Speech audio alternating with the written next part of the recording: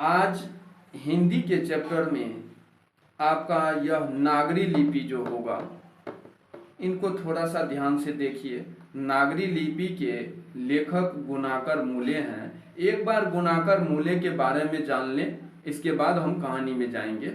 कहता है कि गुणाकर मूले का जन्म 1935 ईस्वी में महाराष्ट्र के अमरावती जिले में के एक गांव में हुआ था। यानी यह क्वेश्चन भी आया हो गया। यदि नागरी लिपि से कोई क्वेश्चन करेगा तो एक क्वेश्चन ई भी बनता है। कम से कम इतना जानना जरूरी है कि गुणाकर मूले का जन्म 1935 ईस्वी में महाराष्ट्र के अमरावती जिले में हुआ था। उसकी प्रारंभिक शिक्षा दीक्षा ग्रामीण परिवेश में हुई। शिक्षा की भाषा क्या थी? मराठी। यानी उन्होंने मराठी भाषा में शिक्षा ग्रहण किया। उन्होंने मिडिल स्तर तक मराठी पढ़ाई की। फिर वे वर्धा चले गए और वहां उन्होंने 2 वर्षों तक नौकरी की। साथ ही अंग्रेजी व हिंदी का अध्ययन किया। फिर इलाहाबाद आकर उन्होंने गणित विषय में मैट्रिक से लेकर एमए तक की पढ़ाई की। मैथमेटिक्स कहता है गणित विषय में एमए तक की पढ़ाई की। तो स्टूडेंट टीचर तो ये लेखक फेमस हैं। सन 1909 यानी 2009 में मूले जी का निधन हो गया। बेचारा मर गया। यानी जन्म 1935 में, मृत्यु 2009 में हो गया। और कहता है गुणाकर मूले के अध्ययन एवं कार्य का क्षेत्र बड़ा ही व्यापक है।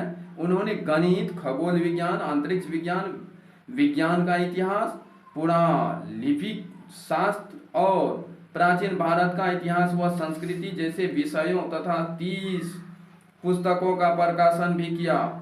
उसकी प्रमुख कृतियों का नाम है अक्षरों की कहानी, भारत इतिहास और संस्कृति, प्राचीन भारत के महान वैज्ञानिक, आधुनिक भारत के महान वैज्ञानिक, मेंडेलीव महान वैज्ञानिक, सौरमंडल, सूर्य, नक्षत्रलोक, भारतीय लिपियों की कहानी, अंतरिक्ष यात्रा, ब्रह्मांड परिचय, भारतीय विज्ञान की कहानी इत्यादि। यानी इतना लेख लिखा इन्होंने। और कहता है गुणाकर मूले की एक पुस्तक है अक्षर कथा। इस पुस्तक में उन्होंने संसार की प्रायः सभी प्रमुख पुरालिपियों की विस्तृत जानकारी दी है। यानी पूरे संसार में जितनी लिपियां हैं, यानी अक्षर कथा के माध्यम से, यानी अक्षर कथा में इन्होंने सारे लिपि का बखान किया है। प्रस्तुत निबंध गुणाकर मूले की पुस्तक भारतीय लिपियों की कहानी से लिया गया है। इसमें हिंदी की अपनी लिपि नागरी या देवनागरी के ऐतिहासिक विकास की रूपरेखा स्पष्ट दिखाई गई है। यहाँ हमारी लिपि की प्राचीनता, व्यापकता और शाखा विस्तार का प्रवाहपूर्ण शैली में प्रामाणिक आख्यान प्रस्तुत किया गया है। तकनीकी बारीकियों और विवरणों से बचते हुए लेखक ने निबंध को बोझिल नहीं होने दिया तथा सादगी और सहजता के साथ जरूरी ऐतिहासिक जानकारियां देते हुए लिपि के बारे में हमारे भीतर आगे की जिज्ञासाएं जगाने की कोशिश की। तो अपना लोग का क्या लिपि है? लिपि क्या है अपना लोग का? देवनागरी। तो वही चीज कहता है, अब कहता है नागरी लिपि, उसी में देव लगा दिए अपना लोग। इतने फर्क, चीज वही है, नागरी लिपि हो या देवनागरी लिपि हो, उसी चीज, मगर चैप्टर में लिखा गया है नागरी लिपि, लेकिन है यह देवनागरी लिपि। कहता है जिस लिपि को यह लेख छपा है उसे हम नागरी या देवनागरी लिपि कहते हैं। क्लियर हो? करीब 2 सदी पहली बार इस लिपि के टाइप बने और इसमें पुस्तकें छपने लगी। इसीलिए इसके अक्षरों में स्थिरता आ गई। हिंदी तथा उसकी विविध बोलियां देवनागरी लिपि में लिखी जाती है। सच बात है, हिंदी जो भी लिखा जाता है तो देवनागरी लिपि में लिखा जाता है। हमारे पड़ोसी देश नेपाल की नेपाली व नेवारी भाषाएं भी इसी लिपि में लिखी जाती है। मराठी भाषा की लिपि देवनागरी है। मराठी में सिर्फ एक अतिरिक्त ये अक्षर जो कहा गया है लो टाइप का है, कहता है अक्षर है, हमने देखा कि इन्फिनिट टाइप का है ये, तो कि प्राचीन काल में संस्कृत व प्राकृत भाषाओं में यह ध्वनि थी और इसके लिए अनेक अभिलेखों में अक्षर मिलता है। और कहता है कि देवनागरी लिपि के बारे में एक और महत्वपूर्ण तथ्य यह है कि संसार में जहां भी संस्कृत प्राकृत की पुस्तकें प्रकाशित होती है वे प्रायः देवनागरी लिपि में ही छपती है। वैसे विदेशों के कुछ पंडित और उनका अनुकरण करते हुए कुछ भारतीय पंडित भी ऊपर नीचे कुछ चिन्ह जोड़ते हुए रोमन अक्षरों में भी संस्कृत प्राकृत के उदाहरण एवं ग्रंथ छपवाते हैं। अब कहता है गुजराती लिपि देवनागरी से अधिक भिन्न नहीं है, यानी सब में वही बखान करता है कि लगभग कोई भी भाषी है, कोई भी भाषा है, कोई भी लिपि है तो देवनागरी का अंश सब में है। बिना देवनागरी का वह लिपि ही नहीं तैयार हुआ है कोई। वही चीज लेखक महोदय कहते हैं कि और कहते हैं कि हाँ, बांग्ला लिपि प्राचीन नागरी लिपि की पुत्री नहीं तो बहन अवश्य है। हाँ, दक्षिण भारत की लिपियां वर्तमान नागरी से काफी भिन्न दिखाई देती है, लेकिन यह तथ्य हमें सदैव स्मरण रखना चाहिए कि आज कुछ भिन्न सी दिखाई देने वाली दक्षिण भारत की ये लिपियां तमिल, मलयालम, तेलुगु, कन्नड़ भी नागरी की तरह प्राचीन ब्राह्मी से ही विकसित हुई है। अभी कुछ समय पहले तक दक्षिण भारत में पोथियां लिखने के लिए नागरी लिपि का व्यवहार होता था। दरअसल नागरी लिपि के आरंभिक लेख हमें दक्षिण भारत से ही मिले हैं। दक्षिण भारत की यह नागरी लिपि नंदिना नगरी कहलाती थी। कोंकण के शिलाहार, मानखेत के राजपूत, देवगिरी के यादव तथा विजयनगर के शासकों के लेख नंदिना नगरी लिपि में है। पहले विजयनगर के राजाओं के लेखों की लिपि को ही नंदिना नगरी नाम दिया गया था। दक्षिण भारत में तमिल, मलयालम और तेलुगु, कन्नड़ लिपियों का स्वतंत्र विकास हो रहा था। फिर भी दक्षिण भारत में अनेक शासकों ने नागरी लिपि का इस्तेमाल किया है। अब कहता है राज व राजेंद्र जैसे प्रतापी चोर राजाओं के लेखकों पर नागरी अक्षर लिखने को मिलते हैं। 12वीं सदी के केरल के शासकों के सिक्कों पर कहता है वीर केरलस्य जैसे शब्द नागरी लिपि में लिखा गया है। नागरी लिपि बड़ा है जी। और कहता है सुदूर दक्षिण से प्राप्त वरगुण का पलियम ताम्र, यह भी 9वीं शताब्दी में नागरी लिपि में है।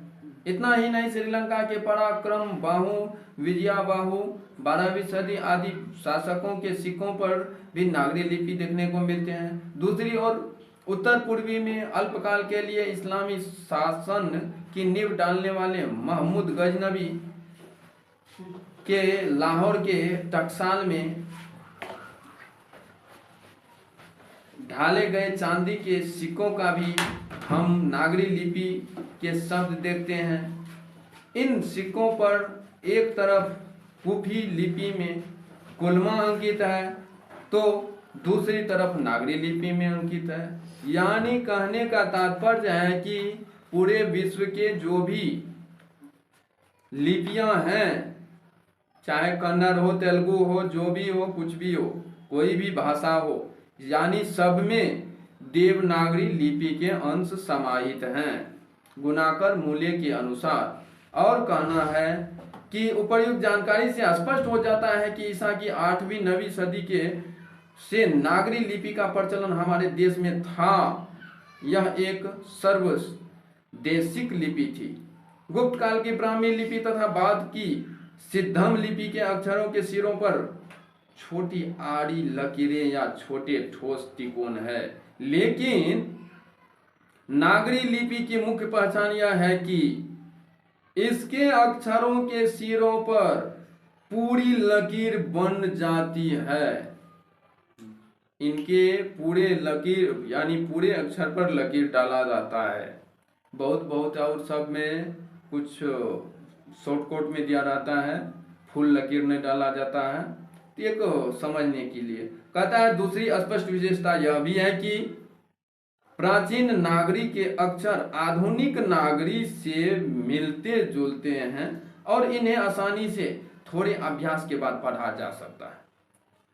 कहता है हम बता चुके हैं कि दक्षिण भारत से नागरी लिपि के लेख 8वीं सदी से मिलने लग जाते हैं और उत्तर भारत से 9वीं सदी से।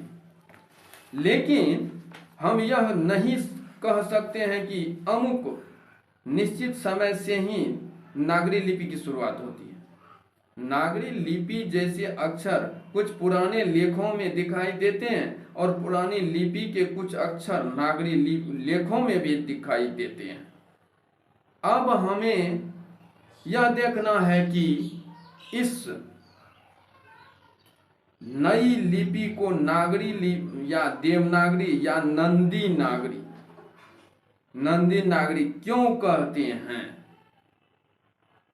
अब इस पर कहना है कि नागरी नाम की उत्पत्ति तथा इसके अर्थ के बारे में विद्वानों में बड़ा मतभेद है। एक मत के अनुसार गुजरात के नगर ब्राह्मणों ने पहल इस लिपि का इस्तेमाल किया, इसीलिए इसका नाम नागरी पड़ा। इस मत को स्वीकार करने में अनेक अड़चने हैं। एक अन्य मत के अनुसार बाकी नगर सिर्फ नगर है, परंतु काशी देवनागरी है। यानी काशी का मतलब, काशी देवनागरी का मतलब काशी में भगवान है, ईश्वर का निवास स्थान है, इसीलिए देवनगर कहा गया है उसको, देवनागरी। तो काशी, इसीलिए काशी में प्रयुक्त लिपि का नाम देवनागरी पड़ा। स्पष्टतः यह एक संकुचित मत है।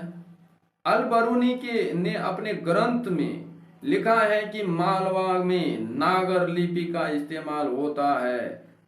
अतः यह स्पष्ट है कि 1000 ईस्वी के आसपास नागर या नागरी नाम अस्तित्व में आ चुका था।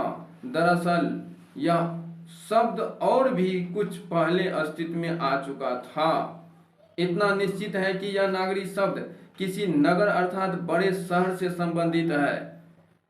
पंडितादित्यकम नामक एक नाटक से जानकारी मिलती है कि पाटलिपुत्र को नगर कहते थे। हम यह भी जानते हैं कि स्थापत्य की उत्तर भारत की एक विशेष शैली को नागर शैली कहते हैं। अतः नागर या नागरी शब्द उत्तर भारत के किसी बड़े नगर से संबंध रखता है। असंभव नहीं कि यह बड़ा नगर प्राचीन पटना ही हो। चंद्रगुप्त विक्रमादित्य का व्यक्तिगत नाम देव था, इसीलिए गुप्तों की राजधानी पटना को देवनगर भी कहा जाता होगा। पहले राजे के नाम पर न कोई नगर का नाम पड़ता था। और कहता है लेकिन यह सिर्फ एक मत हुआ। हम स्वप्रमाण नहीं बता सकते हैं कि यह देवनागरी नाम कैसे अस्तित्व में आया, लेकिन हमें नामकरण के इस झंझट में अधिक नहीं पड़ना चाहिए। यह किसी नगर विशेष की लिपि नहीं थी, क्योंकि ईसा की 8वीं न 11वीं सदियों में हम नागरी लिपि को पूरे देश में व्याप्त देखते हैं। उस समय यह एक सार्वदेशिक लिपि थी। देश भर से नागरी लिपि के बहुत सारे लेख मिले हैं। इस नागरी लिपि के उदय के साथ भारतीय इतिहास व संस्कृति के एक नए युग की शुरुआत होती है। भारत इस्लाम के संपर्क में आता है और बाद में 13वीं सदी से इस्लामी शासकों का शासन प्रारंभ हो जाता है। नए संप्रदाय अस्तित्व में आते हैं। भारतीय समाज एवं बहुत से संप्रदायों को एक व्यापक नाम मिलता है, हिंदू समाज या हिंदू धर्म। और इसमें ज़्यादा लंबा हमको नहीं करना है, 2 पार्ट में पढ़ना है। आज इतना तक ही। अगले क्लास में फिर हम यहाँ से आगे बढ़ेंगे।